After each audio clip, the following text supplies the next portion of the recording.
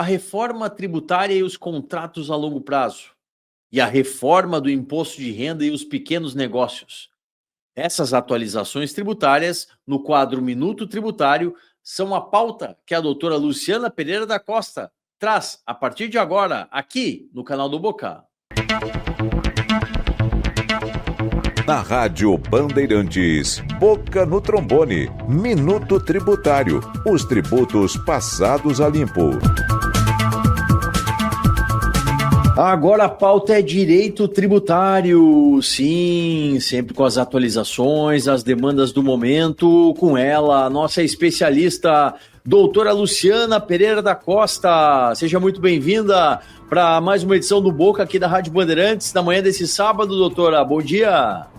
Olá, muito bom dia a todos, bom dia à nossa audiência, nossos colegas de programa, bom dia, Paulo Solano, é uma alegria estar aqui novamente.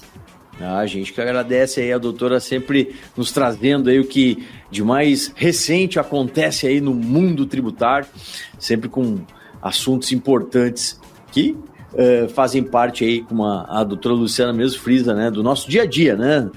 O direito tributário, segundo ela, tem que estar no café da manhã, no almoço, enfim, tem que ser o bate-papo aí da família. E temos temas importantes para tratar hoje, né? Reforma tributária e contratos de longo prazo. Doutora Luciana, como que a reforma tributária pode afetar contratos de longo prazo, doutora? Pois então, Paulo Solano, é muito interessante a gente tocar nesse assunto, porque apesar de parecer, vamos dizer assim, para quem trabalha na área tributária, está aí vivenciando essa discussão toda de reforma tributária, que vai levar um período de transição aí, que vai até 2032, só em 2033 é que tudo vai estar, vamos dizer assim, definitivamente funcionando, né? E até lá temos uma longa trajetória.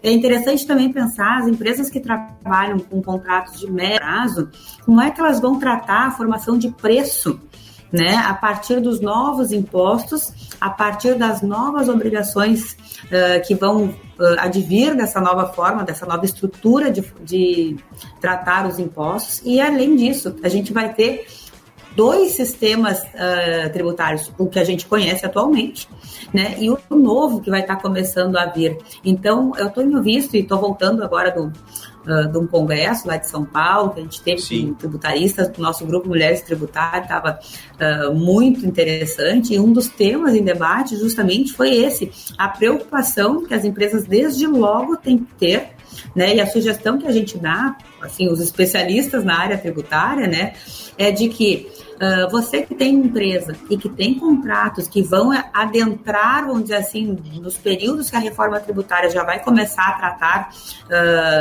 dessa transição, já vai ter novos impostos, como é que estes contratos estão prevendo o impacto disso no preço?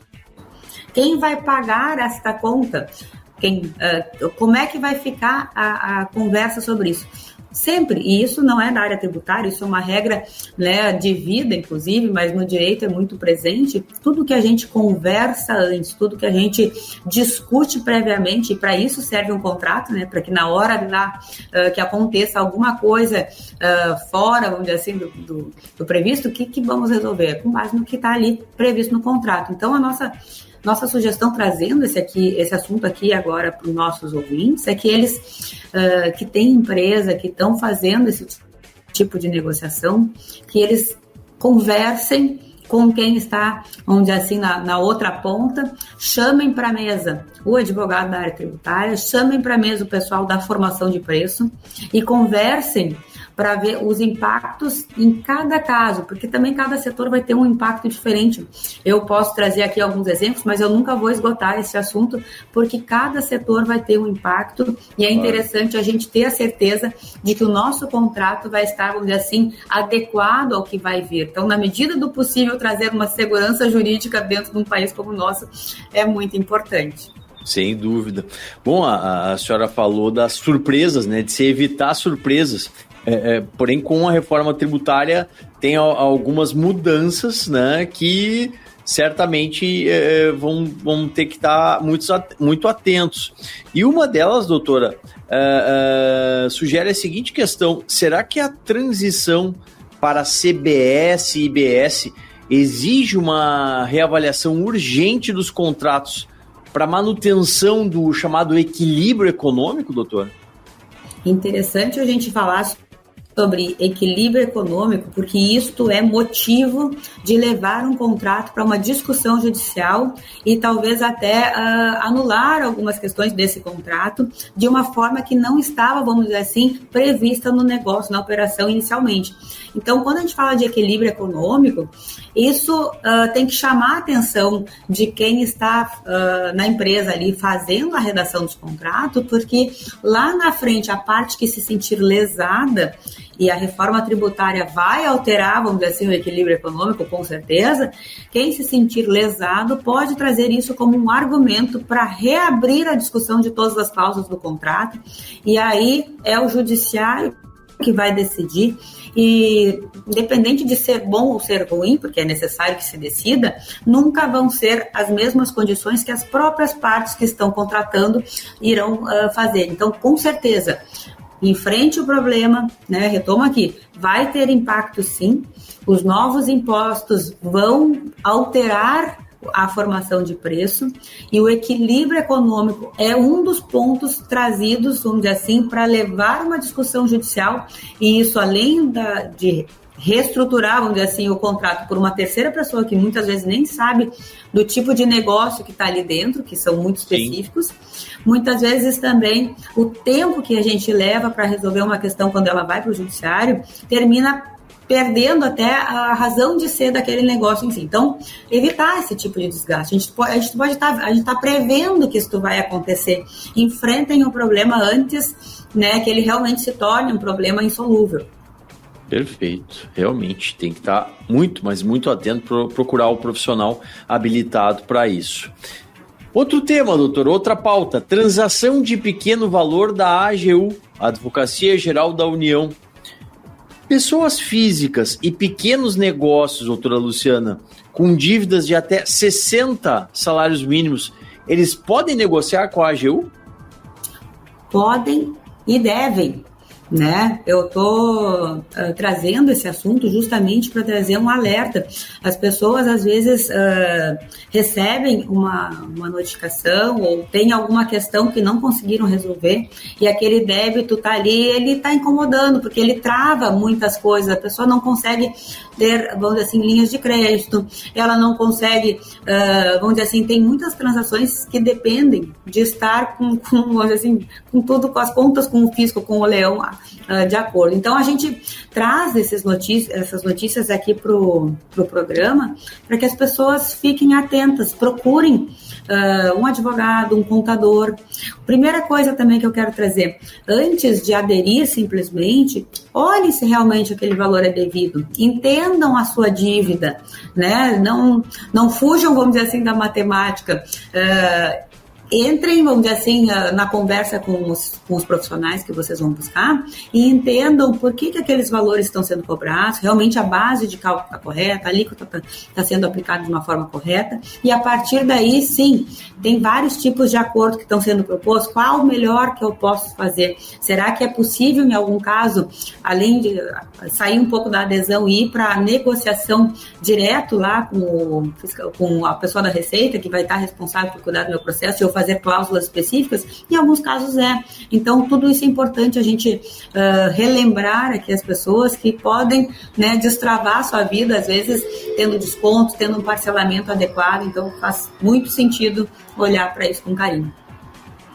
Verdade. E ainda dentro desse tema, doutora, quais são os benefícios da nova transação de pequeno valor anunciada pela Advocacia Geral da União, doutora? A redução dos encargos da mora. A gente tem aqui a redução de encargos de mora, às vezes de até 100%. Um parcelamento que pode passar aí, chegando a 60 meses, pode, dependendo da situação, passar disso. Então, uma forma de parcelar muito mais alongada. A gente está falando de 5 anos, a gente está falando, né, de redução de encargos de até 100%, de pagar só realmente o que é devido. Então, a gente está falando de boas, vamos dizer assim, bons estímulos para que as pessoas façam essa adesão, façam esse acordo. Então, é bom para as duas partes. O fisco que arrecada, né, ele está ali para isso, a pessoa que resolve ali algo que está pendente, algo que está trancando sua vida, e numa forma parcelada a longo prazo, né, sem aqueles encargos altíssimos, talvez. Então, são bons atrativos aí. Entendo que faz sentido olhar para isso com carinho. Sem dúvida. Bom, a gente ainda tem mais um tema na edição de hoje do Minuto Tributário com a nossa especialista, a doutora Luciana Pereira da Costa. Reforma do imposto de renda e os pequenos negócios, doutora Luciana. A proposta de reforma do imposto de renda, ela pode aumentar a carga tributária sobre esses pequenos negócios, doutora? Pode. Quando a gente fala nesses termos, a gente está colocando que o peso dessa carga tributária vai ser muito maior sobre as pequenas e médias empresas, principalmente sobre os pequenos. E aí a gente chama a regressividade tributária, né? Esse termo é interessante porque é como se o imposto fosse uma carga maior para quem tem menos. Nosso país, ele tem a característica de tributar muito sobre o consumo, sobre folha de pagamento, e a gente não tributa muito sobre renda, né? E agora a gente está falando aqui de uma reforma sobre o consumo, vai vir agora uma reforma sobre a renda, só que quando eles falam de reforma sobre a renda, eles esquecem, né, de muitas coisas. Vamos tentar lembrar aí.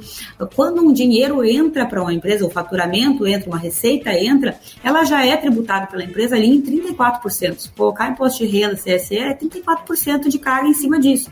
É um dinheiro que, então, vamos dizer assim, já está carimbado ali, que o governo já passou por ele. Esse mesmo dinheiro, quando ele vai para o sócio, eles estão querendo tirar mais um pouco, mais um carimbo ali de imposto que incidiu em cima. Então é por isso que a gente está dizendo que é pesado, e é pesado demais para quem tem menos, porque a gente não está vendo nos projetos de lei que estão para votação nenhuma forma de, eu sou do Simples, eu tenho uma empresa de faturamento até um valor tal. Essas empresas com características menores, elas deveriam ter algum grau de isenção.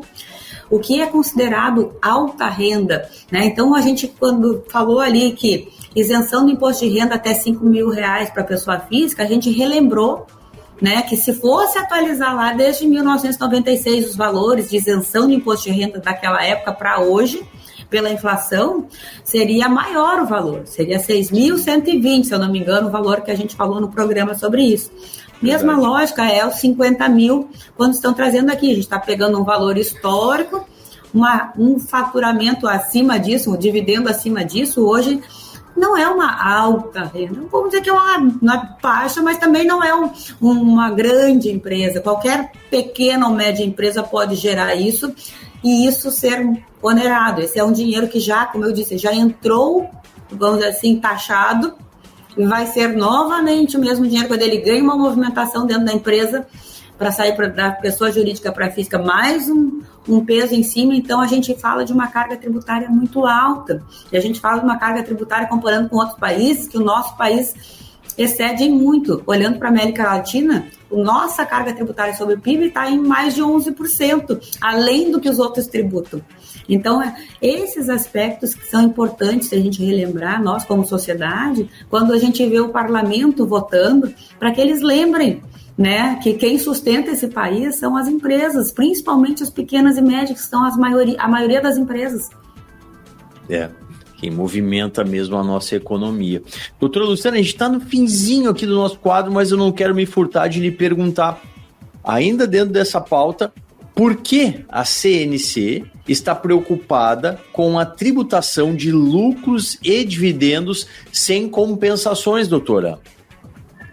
A CNC, a Confederação Nacional do Comércio, Turismo, enfim, ela pega toda essa área de empresas aí que movimenta o nosso país, né? As empresas de prestadores de serviço, empresas de comércio, é o que realmente a gente faz parte do nosso dia a dia. E ela está olhando justamente para isso que eu estou apontando. estas empresas vão pagar imposto de novo sobre o mesmo dinheiro. Quando elas distribuírem a receita para o sócio, depois de pagarem todas as despesas que uma empresa traz, esse dinheiro, quando vai chegar na pessoa física, ele também vai ser taxado novamente. E isso não está sendo previsto no projeto de lei nenhuma forma de diferenciar pequenos, médios, grandes. Né? Então, quando a gente trata a tributação, a gente tem que lembrar do princípio da isonomia. E isonomia quer dizer tratar os iguais de forma igual ou desigual de forma desigual.